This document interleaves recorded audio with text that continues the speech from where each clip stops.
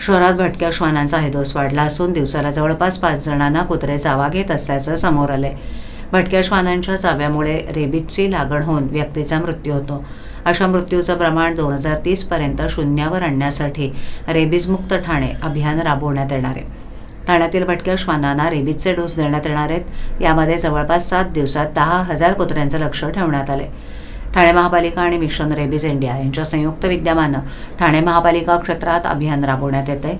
रेबीजची लागण टाळून मानवी मृत्यू रोखणं तसंच रेबीज विषाणूच्या प्रसाराचं चक्र तोडणं यासाठी हे अभियान राबवण्यात येणार आहे। या अभियानात 29 जानेवारी ते 4 फेब्रुवारी या काळात भटक्या श्वानांचं रेबीज लसीकरण करण्याचं लक्ष्य निर्धारित केलं असून गेल्या वर्षी 7,000हून अधिक श्वानांचं रेबीज लसीकरण करण्यात आलं होतं।